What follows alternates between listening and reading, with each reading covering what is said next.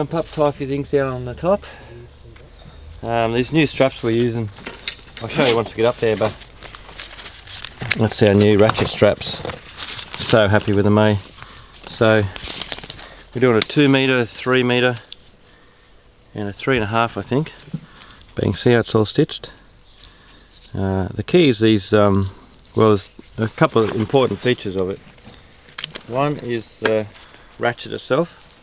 Very high quality ratchet. Now, generally you go to any shop, buy these ratchets, they're as cheap as they can make them. Last a few months, a bit of rain on them, they just rust up and they're crap. So these are really good quality ratchets. Okay, they're not cheap. And the webbing is really important as well. Most of the straps you buy, the webbing is just as light and cheap as possible. And when the webbing is really thin, it's really hard to work with, and it just undoes really easy, and the webbing's crap. So the key, and I've learned this from you know, driving my truck up and down to Brisbane and Sydney. I've been doing a lot of freight last few years at Snow Peak, and the thicker the straps, the better. Okay, when they're really thin, they just don't work well. So this is a Australian military webbing.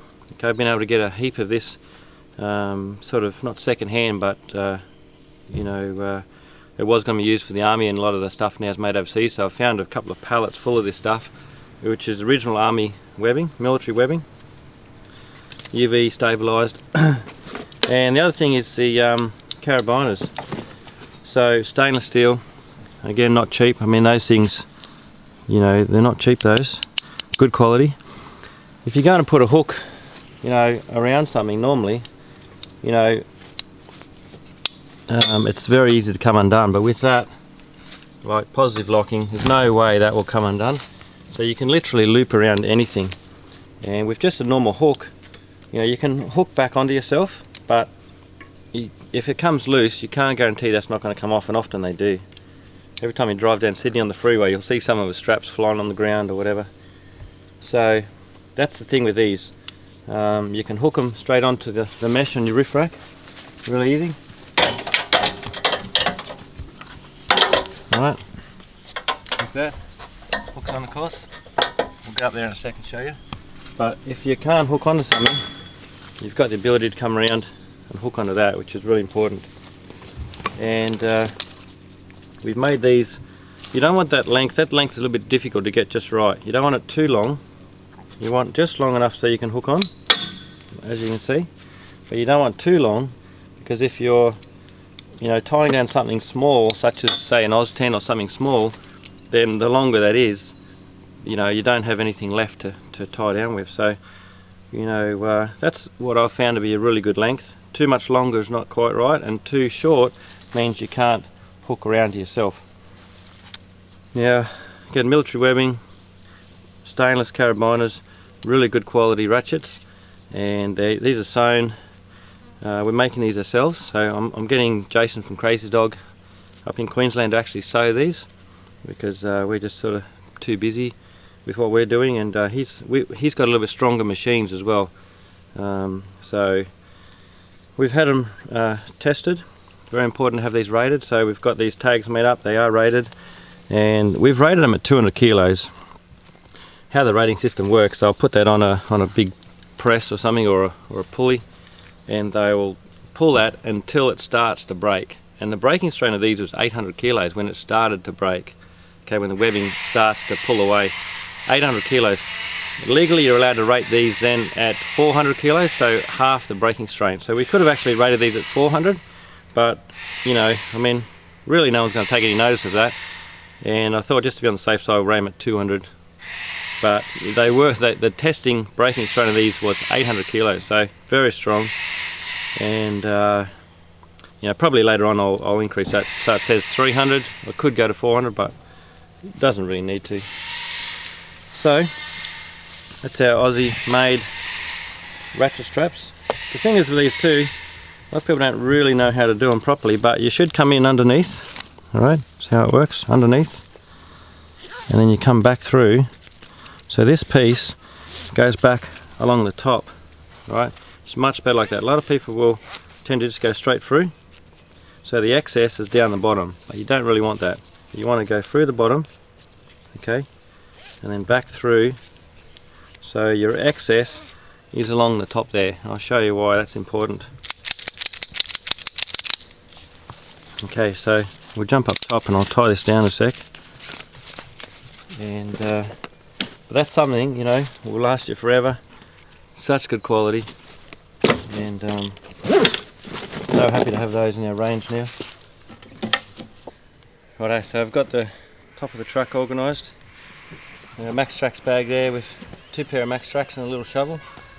Cotto's RS1, the bunker, and swag. Underneath I've got a couple of chairs, and the back here I've got my charcoal kit.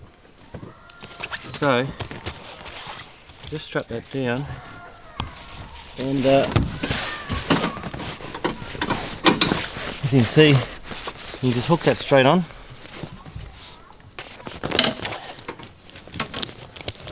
And this side here I can hook down to the roof rack, or I can come and double over under that. It should be fine.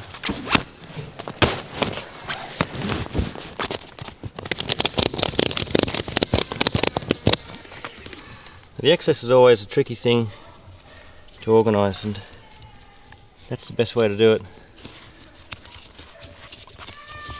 Loop like that.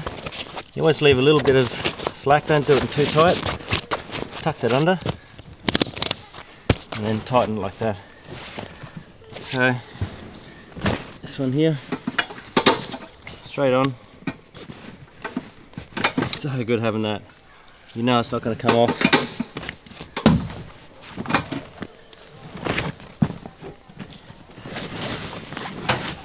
This one I'll link down under here. I like having a roof rack packed so you've got room at the back to stand on it. Just move that forward a bit, because you know, it can of course be quite dangerous standing up here and tying stuff on.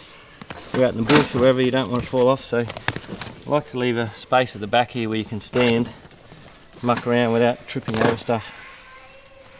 Down through, back into there.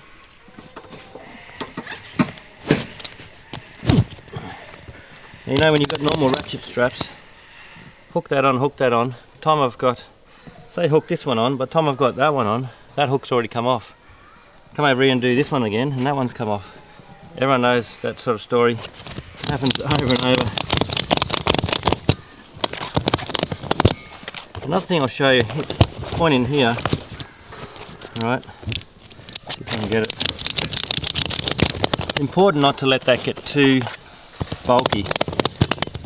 Right, if that gets too big there, the strap itself will bind up in here, and you can actually, you know, jam them so you can't get it off. Okay, so always pull it tight first, like that. And really, that shouldn't really go around more than once, because if it's not, then you just release it and pull the slack out of it again. So we roll this up. Okay, you can slide it tight. Leave about that much, so you poke it through and around like that, pull it tight. Okay, now we can poke that underneath. Now if we've got that section coming out the bottom, this excess rope coming out the bottom, it's very hard to then tie it off. Poke him under, and then the last little bit. So you can see there, the other good thing too is when it's coming out the top like that, you can always ratchet them a little bit tighter. So if we're going to pull up in a couple of hours and check your straps, you can easily tighten them a little bit tighter, and you can see exactly where you're at. So it's always best to have the rope, the excess coming out the front, tuck it under. I'll do this one at the back here. Righto, so clip them on. This one over here. I can just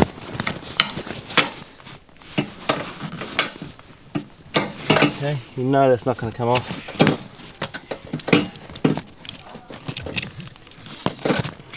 Tighten him tight. You can see that's only just come around probably once, which is all you need. Okay. The other good thing about this thicker strap too, when it's really thin, very hard to get this to stay in a loop like that, and the wind can blow that undone basically. So the thicker strap tends to stay curled up like that. Tuck them under. That's it. That's the Drifta ratchet straps, and there they go.